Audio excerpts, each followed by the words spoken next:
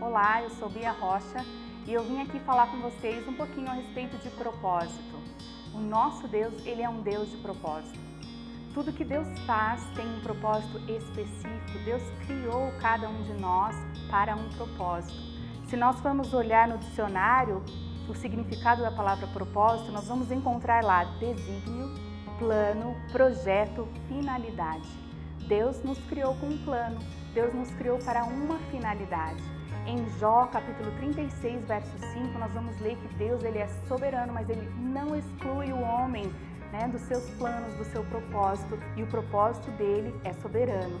Nós queremos estar nesse lugar do propósito de Deus, nós queremos viver isso nas nossas vidas. Primeiro ponto que nós vamos falar aqui é que o propósito que é de Deus, ele vem de Deus para nós.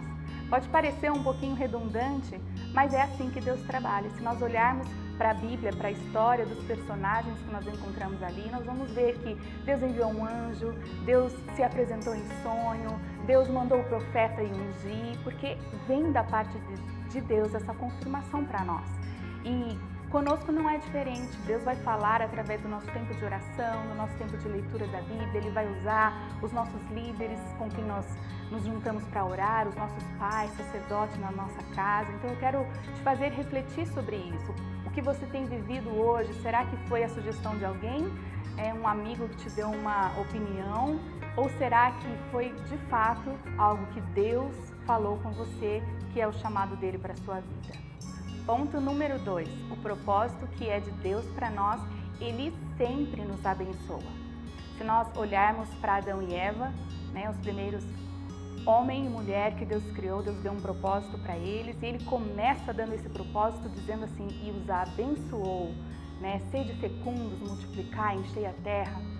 Para Maria também, uma história muito conhecida, quando o anjo aparece para ela, o anjo aparece dizendo, você foi agraciada por Deus, Maria, você foi abençoada por Deus para realizar esse propósito. Então, se traz maldição de certa forma, se traz pecado, ira, discórdia, briga, mentira, não é propósito de Deus, porque o propósito que é de Deus, ele nos abençoa. Terceiro ponto, o propósito que é de Deus para nós, ele é claro, ele não deixa dúvida ou não nos deixa também inseguros. Se a gente olha para a história de Maria, quando o anjo disse para ela que ela ia dar à luz ao Filho de Deus, Maria, a princípio, tem uma dúvida e ela fala como isso vai acontecer. Então o anjo explica para ela. Diz que para Deus nada é impossível e então ela, com toda a convicção, recebe aquela certeza no seu coração e diz, eis aqui tua serva, cumpra-se em mim o teu propósito. Ela teve clareza. Não é diferente nas nossas vidas. Então, se não está claro, se é algo ousado que Deus tem falado com você, algo grandioso, e você ainda tem incertezas, conversa com o Espírito Santo. Coloca diante de Deus, porque quando é de Deus, Ele vai confirmar, Ele vai trazer clareza para qualquer dúvida que esteja no seu coração. Quarto ponto, o propósito que é de Deus, ele acontece dentro do tempo determinado por Deus. Em Eclesiastes 3:1, a gente lê lá que Deus tem um tempo determinado para cada propósito debaixo do céu. E não vai ser diferente na minha e na sua vida. Voltando na história de Maria, a gente vai lá em Lucas 2 e a gente vai ver que quando chegou o tempo determinado, o bebê nasceu, Jesus veio ao mundo. E quando a gente fala de tempo, não pensa em dias, semanas, eu quero que você entenda que há uma outra realidade. Há um pano de fundo, uma contextualização que precisa mudar, uma maturidade que precisa acontecer na gente, um pano de fundo às vezes histórico, político que precisa mudar, e Deus trabalha com tudo isso. Então, se tem pressa, não é propósito de Deus. O ponto 5, o propósito que é de Deus para nós, ele só se cumpre se nós o obedecermos.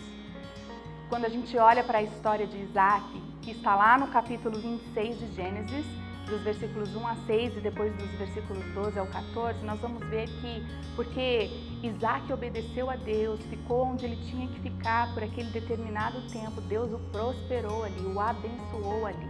Mas em um determinado momento também, Isaac já estava na hora de sair, de se mover, de avançar, mas Isaac resolveu ficar e por conta da desobediência, o propósito cessou, a bênção cessou. Então, somente quando Isaac voltou a avançar, a obedecer, Deus voltou a falar com ele, vou te multiplicar, farei de você uma grande nação, a minha bênção vai estar com você e você vai estar no propósito. Sexto e último ponto, o propósito que é de Deus para nós, ele nos leva a adorar a Deus, fazer um altar para Deus aonde nós estamos.